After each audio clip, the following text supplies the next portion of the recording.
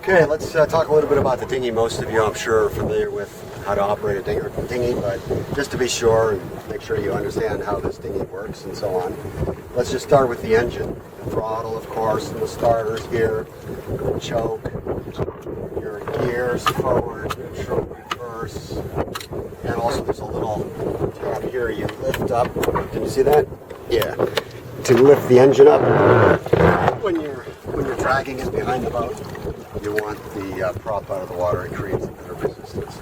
Also, and then to put it back down again, you just lift up on this, that very same thing. Just lift up on it and drop it down.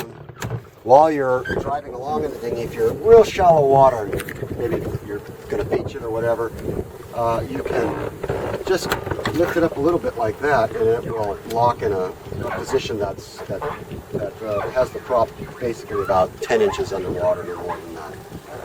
So, and again, just okay. So now to start the engine, this engine is just really reliable. It starts all the time. Well, let's just see.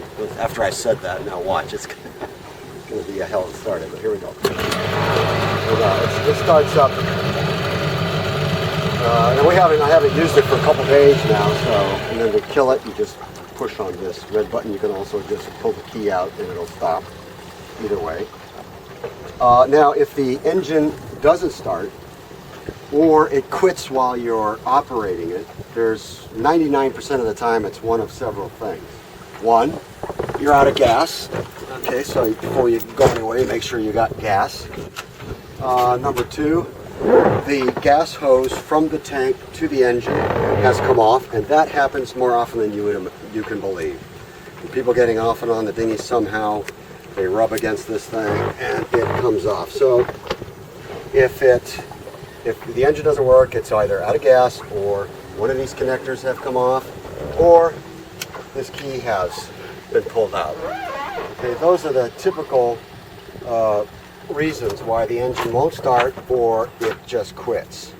I also have a baler in here, a very expensive baler, so please, you can make these yourself, of course, with a plastic bottle. Also the plug here, I have a stainless steel anchor that simply opens up like this. You can lock it in place by putting that down and turning it. And sometimes on some of the docks here in the Caribbean, you really need to set a stern anchor because the boat can drift underneath the dock, and if it happens to be low tide and you come back and it's high tide, your dinghy is stuck under the dock. It can also puncture, because a lot of these docks have like nails sticking out and so on and so forth. If you're really out there cruising along and the engine quits on you and you can't get it started again, I have oars here. Putting them in here is useless. The best thing is just stand up on the bow. If you have two people, one on either side, and just row like that is the best way to do it.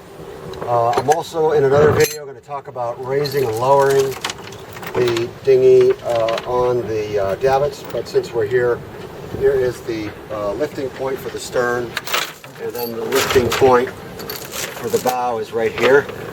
One thing I like to do also is, unbelievably, sometimes these bolts on these shackles get loose, so I always just double check and make sure they're good and tight.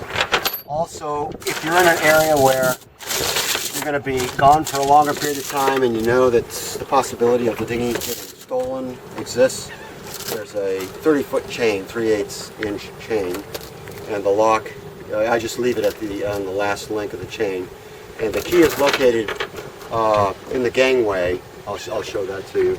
In the gangway on the starboard side as you're going down. It's on the wall at the very top. So I think that pretty well covers the dinghy. The only other thing I would say is not only is there pump. How do you read? What's it? Go ahead and say. What is it? Refill. Refill. Oh, about the other gas tank you're talking about. Yeah. If you run out of gas, I have the extra gas tank in there. Yeah. But if you you'll find often in the morning that the dinghy is not really inflated all the way. Right now it's nice because it's warm. But what happens is at night it gets cold, cool, and then in the morning it may not be quite as full. Don't right away you know, get out the pump and fill it up, which you know, there's 3 pumping points, one there, one here, and then there's one right here.